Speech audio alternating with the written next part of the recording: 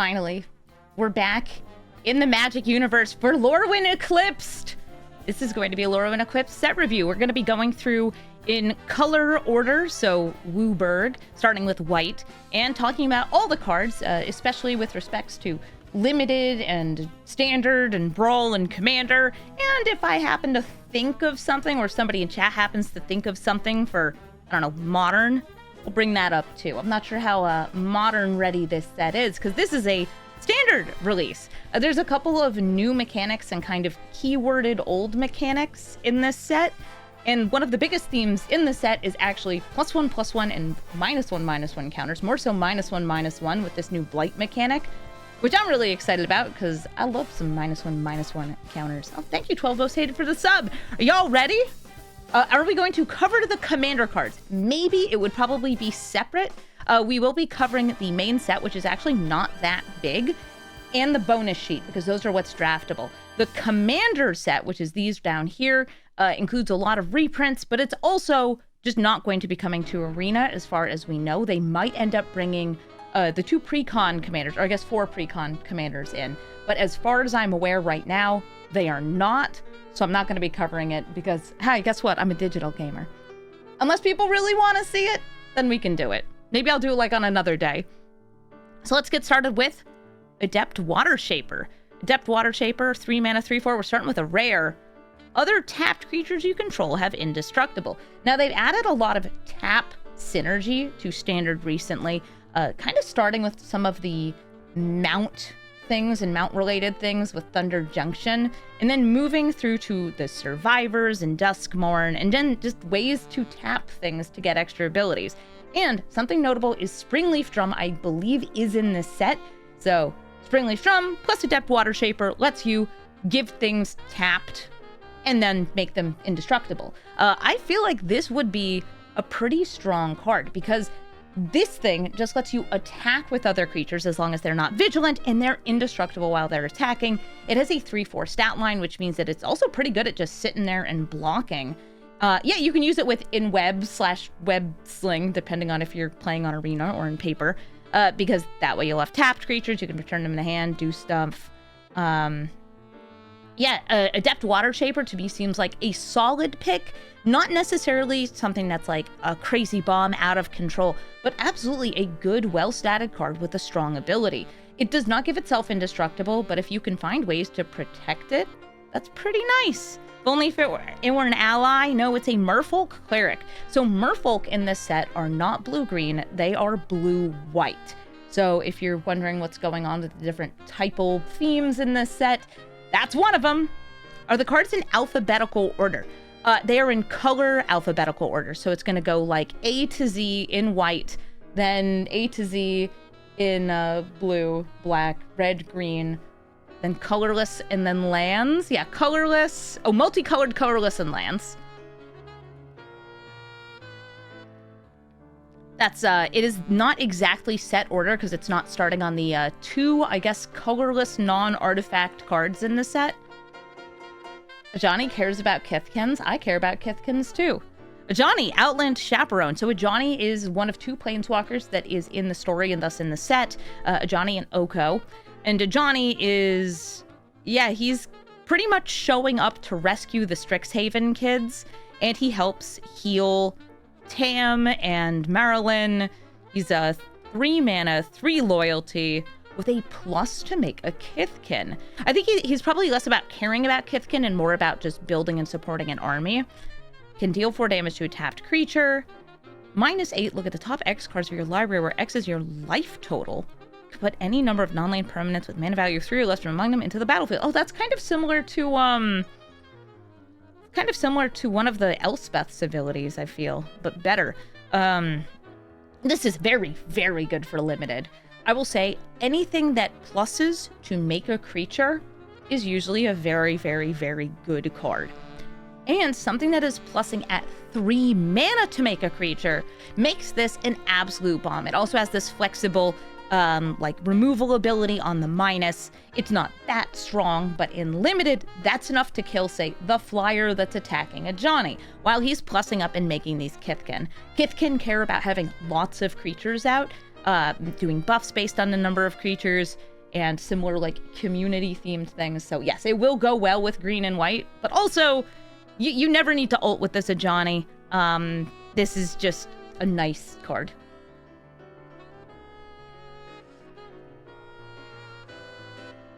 Appeal to Erdu.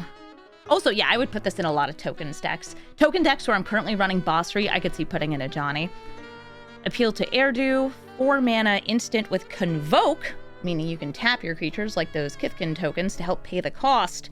1 or 2 creatures, you guess, +2/+1 until end of turn. This is not the kind of trick that I typically run. That said, if you're just looking to fill in a spot in your deck, it's fine. The Convoke on this is kind of like bad though, because you want to probably be attacking for +2/+1 to make the biggest difference, which means your creatures will be tapped and this will cost a bunch of mana. Bark of Doran, a 2 mana equipment. I actually revealed this in a video. It was a video about the art and story of the set, so if you want to check that out, it is on the Wizards YouTube channel. I'll probably show it on my stream too. This is equipped creature gets +0/+1, and as long as its toughness is greater than its power, it hits with its butt. This is very much like the Doran Siege Tower ability, which makes sense because it's Doran Spark, and it's also got an equip of 1. I feel that this is probably not that good unless you have a large number of high toughness creatures, and then it's great. I will say that like Doran is a character I like, and you should read the new short that they published if you care about treemen. We love a good tree. Brigid, Klaken's Heart. Brigid's still alive. That's right, she's still kicking it. She's the Kithkin from the old Lorwyn set, and a bunch of the returning Lorwyn characters, so like Lorwyn, Morning Song, Shadowmoor, like that whole block, they are back in this set, and they have daytime and nighttime forms to kind of represent that in Lorwyn Eclipsed, both daytime and nighttime exist simultaneously, and you can move from one area into the other. Brigid, Klaken's Heart, though, 3 mana, 3/2 on both sides. When she enters or transforms into this front side, you make a 1/1 token. So at its base, this is a 3 mana, 3/2 with a 1/1. You can pay 1 green at the beginning of your first main to transform her. She transforms in place so she doesn't have summoning sickness or anything if she had already been out. And then she makes mana. Nice. So this is the Shadowmoor side. So you can kind of build up the army by playing the front, flip it to the back, make the mana, then the next turn maybe flip it back to this to get another token. This is kind of nice. Yeah, it's a not the most Gaia's Cradle, but it's kind of Gaia's Cradle. You have to wait at least 1 turn and have that green mana, though, to transform her. I think that this is a fine card in Limited. It's actually not that crazy, but I think that this is a card that you could build around in a lot of go-wide constructed decks for Commander, for Brawl. Probably not going to see it doing much in Standard, but that's just because Standard is crazy right now. Any Standard player will confirm this. Yeah, sure, they banned Vivi. But we have all this other stuff. Burdened Stoneback, 2 mana, 4/4. Except it enters with 2 -1/-1 counters on it. So if you haven't seen -1/-1 counters, they're like +1/+1 counters, except negative. They don't actually get that much appearance in recent sets, so it's really cool that they've brought them back. I think we had a Massacre Girl with Wither, and that was about it.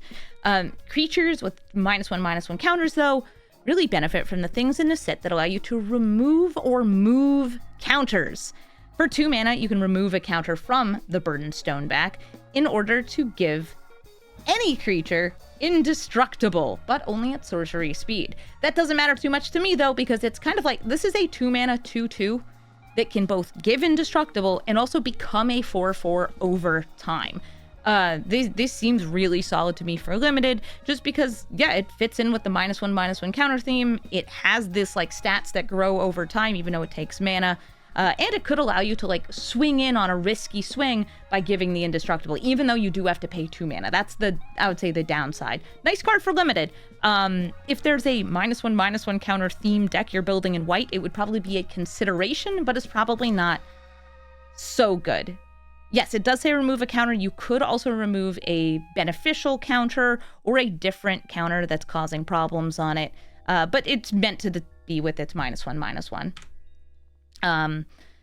Champion of the Kraken. 4 mana, 4/5 with flash. Okay, so already one heck of a surprising blocker, or you flash it on end step and swing in with the next turn. As an additional cost, though, you have to behold a Kithkin and exile it. So this is champion. Some of you guys, well, kind of champion, but you can do it from your hand. You need to have another Kithkin, either in play or in your hand, or you cannot play this. So if your deck does not have a significant number of Kithkins, this card's actually useless to you. So you flash it out. It's a 4/5. You have to put your other Kithkin in exile, but it buffs all your Kithkin. And then when this leaves play, you're going to be putting that exiled card back into your hand, even if it was on the battlefield, because you can take a card you already had in play. It'll go back to your hand. So if it hadn't entered the battlefield, you will be getting it again. Yeah, it's kind of nice. Yes, -1/-1 counters do get canceled out by +1/+1 counters. There's a brief moment where they exist simultaneously, and then they just kind of cancel. So there's your champion of the Kraken. I still think that if you are heavy in white, you will have other Kithkin, and this could be a pretty cool card. But that fact that you cannot always cast it does make it higher risk. Yes, you could use it to rescue something too, like, oh, they're going to target my Kithkin with removal, I'll put it into exile. There are also changelings. Yep, there are changelings in, I think there's at least one changeling. Changelings are shapeshifters that have every single creature type, and I believe there's at least one in every color. Kraken Festival. Look at these little squishy-faced guys. Kithkin are so cute. 3 mana, Kindred Enchantment Kithkin. Now here's something notable. You can behold a Kithkin Kindred card to fulfill the requirements of this. I'm saying that because it'll probably come up. When this enchantment enters, you create 2 Kithkin. For 5 mana, you can create another. And you can do that instant speed. I think this is very fine for limited, especially if you have things that will return your permanents to hand or can use this. Also, it's just like a mana sink later in the game. That's kind of nice. Yeah, this is like pseudo champion. Crib swap. All right, well, we were talking about the changelings. Here's your changelings. A crib swap is a 3 mana kindred instant shapeshifter, meaning it is a spell that is all creature types. Exile target creature. Its controller creates a 1/1 colorless shapeshifter creature token with changeling. Yes, crib swap is back with new text. This is very cute. Every time crib swap shows up, it has very good art. This one is, I think that this might be a giant. Yeah, in the flavor text it mentions the coos of a small giant turned to cries. So somebody has swapped this changeling in this giant's nest where it's holding a whole boat wheel. They want their baby back. An instant card that has a creature type is strange, not just a creature type, all creature types. But exile target creature and give them a 1/1 that's in everything is okay as far as removal goes. I would say that it only hits creatures as opposed to like any non-land permanent, but it's still okay. It's fine. There was a minute in Modern where Crib Swap was played. The crib is a boat on this art. Yes, it is. It's so big.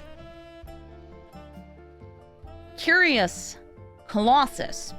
Now, there's something notable in this set, and it's that where you might expect until end of turn to exist, it doesn't, which is going to make things a little harder to track, but it makes for some very cool cards like Curious Colossus. This is a 7 mana 7/7, so very much the top end of your deck. When it enters, each creature target opponent controls loses all abilities, becomes a coward, and has base power and toughness 1/1, in addition to its other types. It doesn't lose its other types. So remove all abilities from your opponent's stuff, turn them into cowards and their 1/1s. Forever. Those, if they play new creatures, they will not have the lack of abilities, but all their creatures in play are just wee little babies forever, even if Curious Colossus leaves play. This is probably okay and limited. It is, again, it's 7 mana, so you might not always get there. But the fact that it will be like, oh yeah, all your flyers, no more flying. All of your things are trampled, no more trampled. Also, I have a 7/7. I don't see this getting play anywhere else, though, because of its mana value. It's just too expensive, and there's stronger things in other places. Yeah, nice card for something like Sealed. Erdu, Carrier of Dawn. A 5 mana 5/5 that also can become Isilu. So these are essentially the, I want to say the Lorwyn and Shadowmoor gods. They are the representations of the sun and the twilight, the sun and moon here. They're cool. You have on one side a 5/5 with flying and lifelink that gives all your creature spells Convoke. At the beginning of your first main phase, if you choose to play black mana, you can turn this into Isilu, Carrier of Twilight, flying lifelink as well, and each other non-token creature you control has Persist. So if they die, they come back. I think that the backside is the stronger side. I should say, if they die and they have no -1/-1 counters, they come back with a -1/-1 counter, and we have ways to remove those counters, so you can just keep going. The backside is the stronger side for most cases, but you play it as the front, and if you happen to have black in your deck, you could flip it over, and it's one heck of a card. Like, this is a very much bomb in limited. You can build around it. You use the front side to load up the board with creatures, and then the back side protects them and brings them back. You can also flip it back, but I don't know. I feel like once you flip this, you're pretty good. You have enough mana to play most of your spells, especially your creature spells for limited. Oh yeah, I'm a fan of that backside. I'm also a fan of the art of these guys. The art in this set is just fantastic. Encumbered Reejerey. It's one of them fishy folk. 2 mana, 5/4. No, it's not. It's a 2 mana 3/2. No, 2/1. 2 mana 2/1 because it enters with 3 -1/-1 counters on it. Whenever this creature becomes tapped with it, well, it has a -1/-1 counter on it. You remove 1 though. So the more you attack with this, or Convoke with this, or otherwise just tap it to abilities, the stronger it gets. So this thing, I guess, has a heavy load, and you're just shedding the various things it's trying to carry through the water as it goes. Again, I think that this removing of -1/-1 counters is good, and I like something that's just going to grow over time. That said, it starts as a 2/1, swings in as a 3/2, not too crazy, unless you have like maybe the rare that protected your tapped creatures. It does punish slow starts, yeah. And I'm not sure how well it will trade into things, but you can get it as big as a 5/4, which is cool. Evershrike's Gift is a 1 mana aura that gives +1/+0 and flying. That's some serious evasion. And 2 mana Blight 2. This is the first time we're seeing Blight. Return this card from your graveyard to your hand.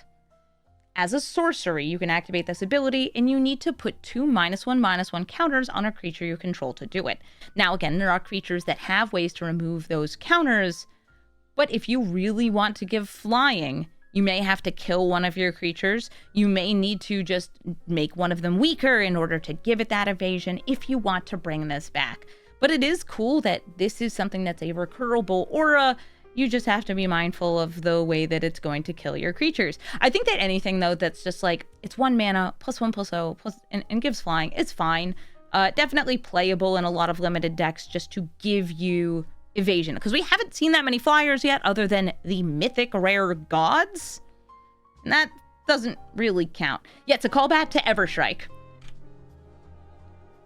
There's a lot of art callbacks, character callbacks, creature callbacks, and flavor text callbacks in this set.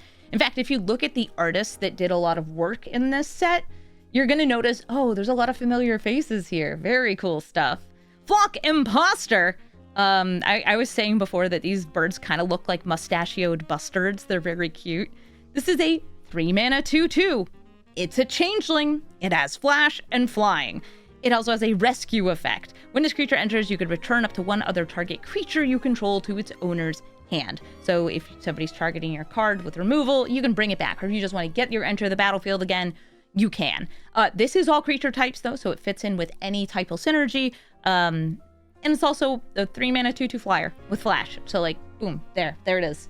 Definitely a fine card for limited.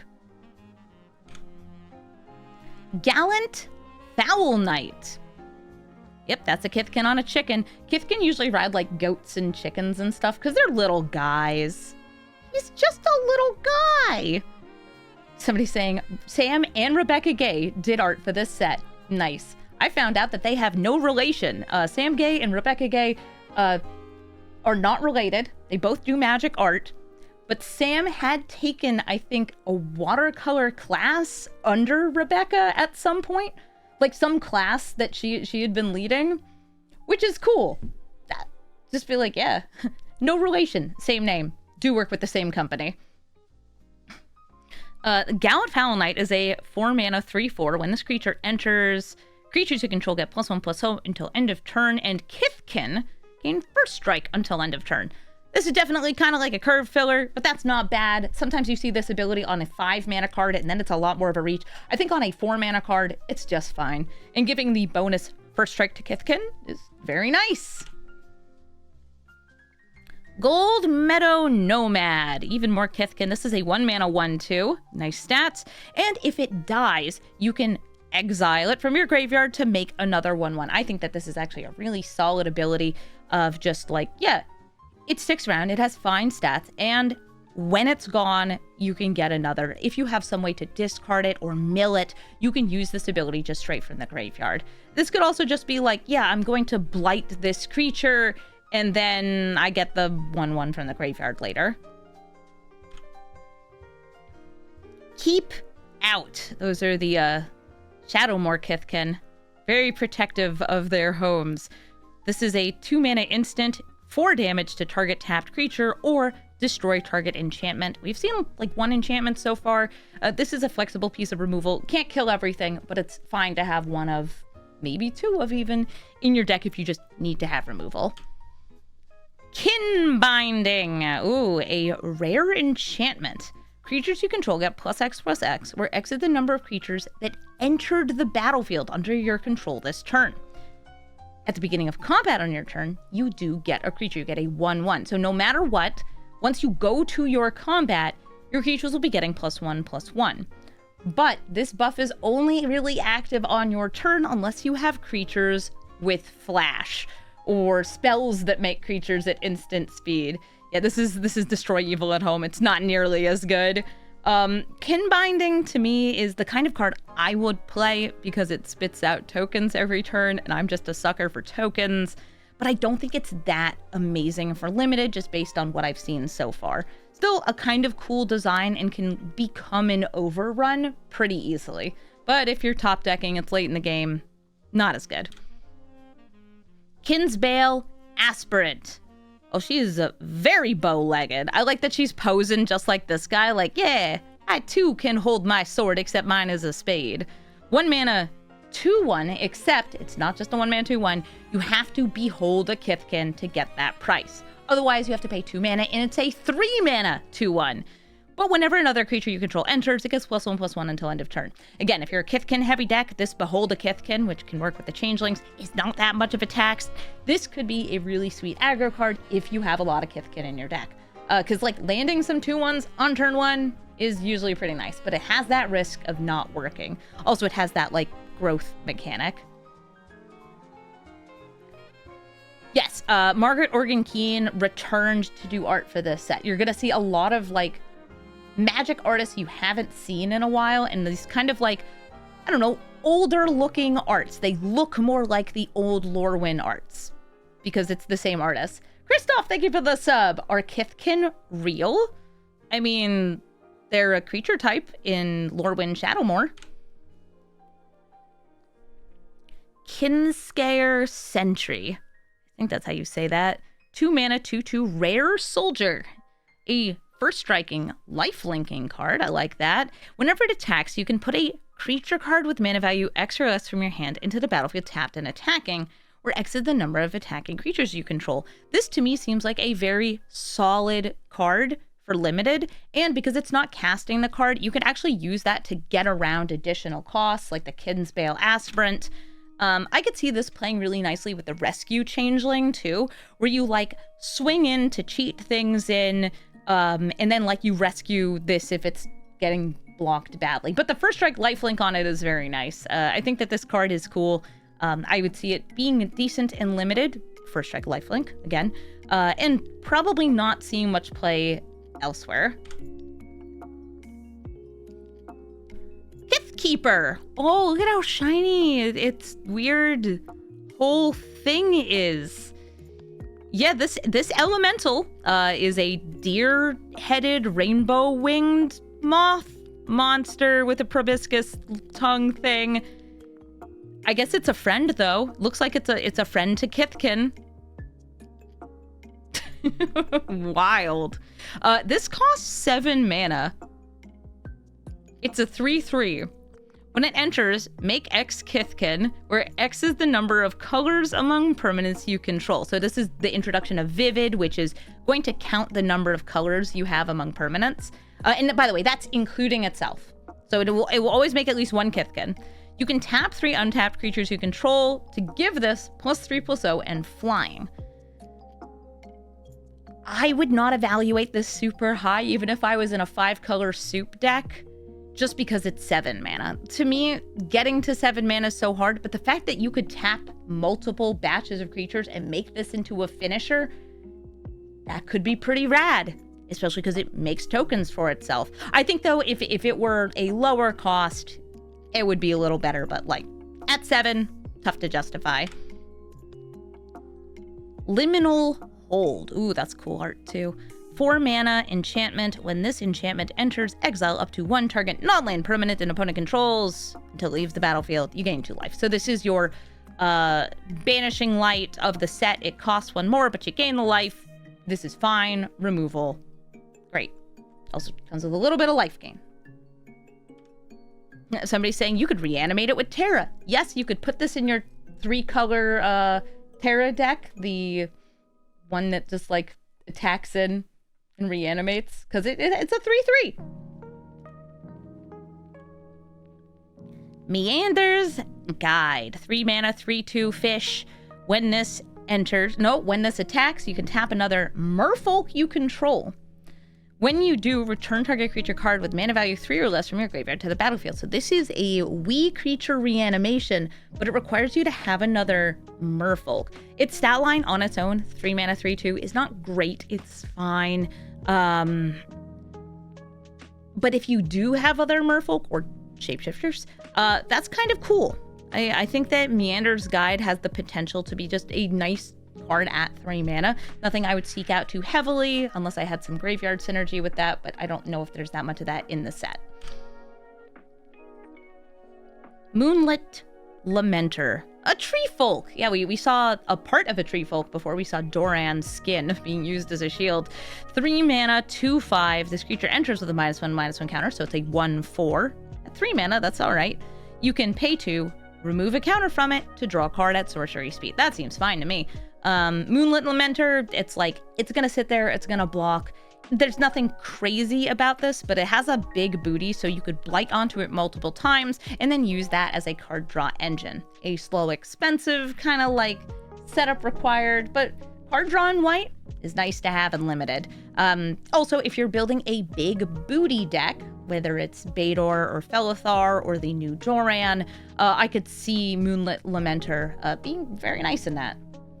Hey, Running from Lines, thank you for the 11-month resub. Morning Tide's Light. 4 mana sorcery, exile any number of target creatures. Yours or your opponent's, I guess. At the beginning of the next end step, return those cards to the battlefield tapped under their owner's control. Until your next turn, prevent all damage that would be dealt to you. Exile this card. So this is a slow blink. You exile things, yours or your opponent's. They're not even there, and you don't take damage. I could see this being very nice and limited anyway, though. You can't use it really as a trick, but you could get repeated enter the battlefield effects. You are buying yourself a very good turn, and because your opponent's stuff is coming back tapped on your end step, they will be untapped and ready to use abilities and stuff. It is not quite a Teferi's protection, but you could use this just to take away your opponent's cards and swing in. It's like it's a multi-use card. You use it to protect yourself. You could use it to take your opponent's stuff away for half a turn and just swing in. I don't think it's bad. I think that it's the sort of card that you have to know, I'm going to be building up for a big strike, and then it gives you that big strike. Oh yes, and this does let you just permanently wipe out your opponent's tokens, which we've seen a lot of tokens. Ooh, personify. I found myself wishing I could run away and start anew, and that's when I saw those yellow eyes. So this is, I guess, somebody working with a changeling to replace their old life. A 2-mana instant, exile target creature you control, return that creature to the battlefield under its owner's control, and make a 1/1 shapeshifter. So this is an instant speed blink at 2 mana. That's fine. That also gives you an extra token. I could see replacing cards like Flicker of Fate, if you're not running enchantments and stuff in commander decks, with Personify, especially if you have some sort of creature type synergy. But the fact that it gives you a blocker could also just be like, hey, yeah, I'm rescuing my thing and I'm getting an extra 1/1 to block with. Brian Christ, thank you for the 1-year resub. I think that this is a fine card, and if you have good enter the battlefield stuff and limited, it gets even better. Definitely will see some play in Commander, though, just because even though the 1-mana flickers are definitely the preferred ones or the versatile ones that can hit your opponent's stuff, a 2-mana one that comes with this creature token is very solid. So I feel like this will be a card people like to collect. Protective Response. Ooh, I really like the coloring in this art. This is very like old storybook. By the way, we're not looking at the alt arts until the end. Probably won't be in the video. It'll just be like us hanging out and chatting about it. But they hired actual storybook artists to do the alt arts for one of their art treatments in this set. There's also a bonus sheet that has paper cutout style things, which also looks really good. But I like the fact that like you can look up a lot of the artists that they hired to do the bonus sheet and be like, oh yeah, you published a children's book. You illustrated a children's book. And just like looking at how cutesy they are. Yeah, vibes, nailed. Protective Response is a 3-mana instant with Convoke, so you could just tap creatures to cast it to destroy a target attacking or blocking creature. This is a very, very specific kind of removal, but I think that at 3 mana and with Convoke, it is solid for limited. It's especially cute if you have like tokens where it's just like, yeah, I had to pay any mana for this. Tap this, destroy your attacking god or whatever. Pyrrhic Strike. Trying to see what's happening. Oh, is that a goblin? Like collapsed on this big beastie? Yeah, a boggart, or is it a merfolk? I like can't really tell in this art. Oh, I think it's a merfolk. It has the arm fins. 3 mana instant as a additional cost to cast a spell you may blight 2. Choose one. If this spell's additional cost was paid, choose both instead. Either destroy target artifact or enchantment, or destroy target creature with a mana value 3 or greater. I think this is the sort of like uncommon removal in white that's going to be very, very helpful. I like the flexibility of it, the fact that it has the blight to let you do both, but usually you're just going to do one, unless there's a lot of artifacts and enchantments that I don't know about yet. I think that this is fine. At uncommon, it does what you need it to do, but it can't kill everything. Reluctant Doenguard. That is the name for the Downs. I think it's the Kithkin in Shadowmoor. Their homes, their towns. 3 mana, 4/4, but it enters with 2/1/1 counter, so it's a 2/2 to start. Whenever another creature you control enters, if this has a -1/1 counter, you remove it. So this, I think, will very quickly become a 4/4, but then it caps out at 4/4. I think it's not great. I think it's a curve filler. You throw it if you have to. Reese the Evermore. So this is Reese's last appearance. He has, as you can kind of see in the art, vanished into a sea of petals. He's gone. He's dead. I guess the spell, the magic essentially tying him to Marilyn is gone because Una is gone. Reese is a 2-mana 2/2 with Flash. When he enters, another creature you control gains Persist until end of turn. So if it dies, it would come back with a -1/-1 counter, kind of allowing you a pseudo rescue here. And you can tap, pay white, and remove any number of counters from a creature you control.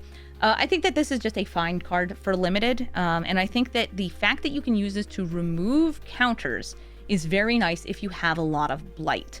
I think that this card is usable for limited and probably has some interesting stuff you can do with it outside of limited just because of that removing counters.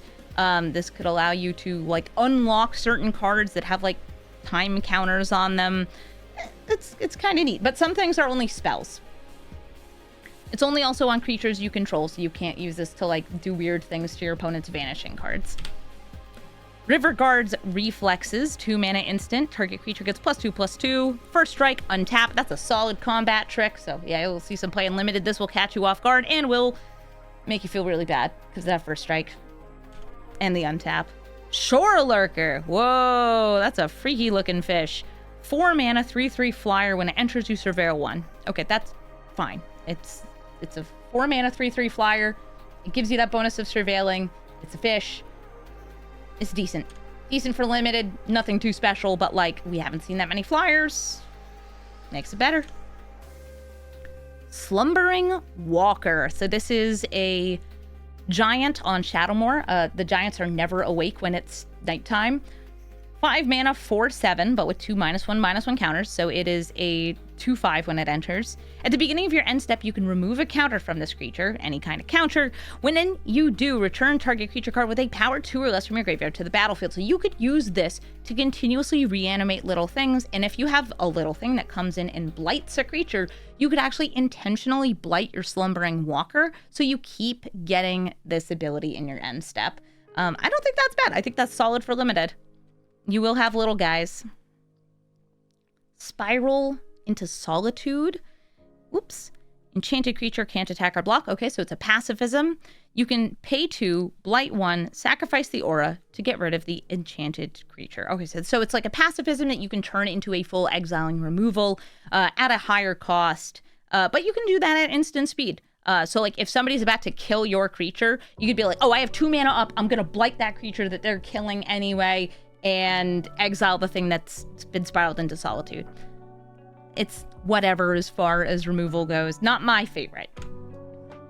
Sun Dappled Celebrant. Oh, a happy tree. 6-mana 5/6 with Convoke and Vigilance. Well, I mean, it's got Convoke. Got a lot of tokens. This thing can be cheap. Thoughtweft Imbuer. Oh, cutie. 4-mana 0/5. Whenever a creature you control attacks alone, it gets +X/+X, where X is the number of Kithkin. This is also very good if you have the booty attack equipment we saw before, because it's an 0/5. I think on its own, though, this is kind of rough. You do need a bunch of Kithkin for it to be good. It's only on attack. It's only on attack alone. It's Kithkin Exalted, but it's also like... It's not my favorite. Even if it were like a 1/5, I think I'd like it more. I think if you have the booty thing going on, though, I like it more. Timid Shield Bearer. It's just a little guy. He's just a 2-mana 2/2 that you can pay 5 to give creatures +1/+1. There's so many tokens in this set. This thing is going to wreck in some games. This like instant speed activate pump ability, I feel like with all the go wides we get, can just be so hard to play around because like you know it's there and you just like, oh, they have 5 mana, I can't attack. I think it's pretty good. Tributary Vaulter. Oh, another one of them flying fish. Oh, she's so pretty. Other species may spread across the land all they like, but the riverways and the skies above them will always be ours. Cool fish. 3 mana, 1/3. Flying. Whenever this creature becomes tapped, Another target merfolk you control gets +2/+0 until end of turn. I'm not really feeling it. If it could buff itself and be like a 3/3 like attacker, I think that would be kind of cool, but I'm not really feeling this. Though that is a solid enough buff that it's like, oh yeah, it's easy to attack in the air. But it's a 3-mana 1/3. I don't like it as much. Wander Brine Preacher. Is it the fish? Is that a merfolk? Man, you don't look so good. You're very big. I'm not used to them being this big. 2 mana, 2/2. Whenever this becomes tapped, you gain 2 life. Yeah, you can see there's like these frogs, these like Murloc-looking frog guys. But then you have the preacher who's like, yes, listen to my speeches in my cool glowing light. I'm sustained by the faith of my congregation. Stop eating the frogs. Actually, keep eating the frogs. It's cute. They're just tiny frogs. It's the tree. It's the tree that makes me think this guy is massive. Yeah, he looks like the King Zora, just like her. Sitting there.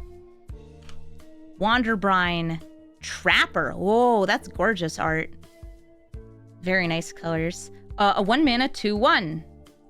I'm sold. What do you do? 1 mana, tap another untapped creature controlled, to tap a creature an opponent controls. All right, that's fine too. That can be like, all right, I'm gonna tap this and something else I have. Tap your big scary guy so it can't attack me in combat, or so I can attack through them. I think this is a solid creature, and it will see play in some white weenie decks because it's a 1 mana 2/1 with a kind of nice upside. Is it bonkers crazy good? No, but it's a 1 mana 2/1, and those tend to be worth it. I would absolutely play this in limited because getting one of these down on turn 1 can get you so much damage in if your opponent has a slow start. It's the world's biggest 2/2. I bet somebody could find the world's biggest, like, 2 mana 2/2. Like, a bear is a 2 mana 2/2. This looks bigger than a bear.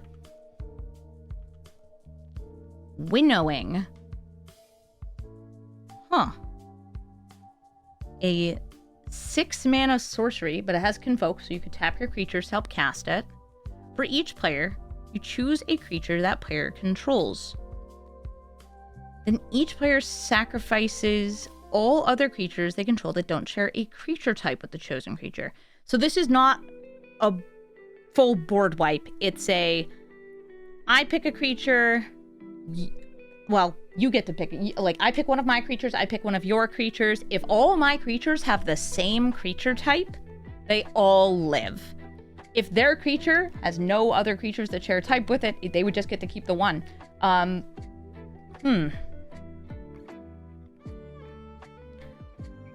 I think that it's the kind of card that would be fun to play in your typo deck. Like, because it could be a one-sided, mostly board wipe. It would leave them with one creature. Yeah, you could, like, give your opponent a fish token by gifting it to them and have that be their type, fish. Not actual merfolk, but, like, fish. Hey, Tai, thank you for the sub. This is going to turn you into an art collector. I hope that they make a lot of really good merch for the art for this set. I would not highly pick Winnowing for limited, in part because I think that a lot of people will have a ton of the same type in play. But they could, like, have a Noggle, which is a donkey, and then, like, all Kithkin beyond that.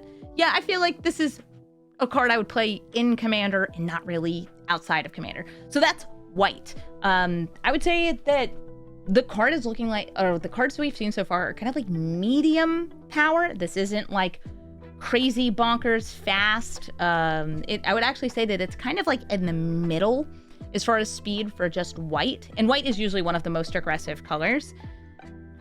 Good tokens, good little things, and some absolute bombs at rare and mythic, especially the god that's like the face of the set, which makes sense to me.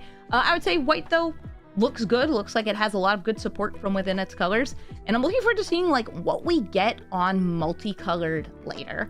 And also, like, I think that we're going to have white once we go into blue, more merfolk support. When we get into green, more Kithkin support. White-red, I think, might be giants in this set. That seems right enough. I think it's one of the, like, the secondary like not as big creature types to be present, but still pretty good. So I'm going to take a break, and then we're going to move on to the next color, which is blue.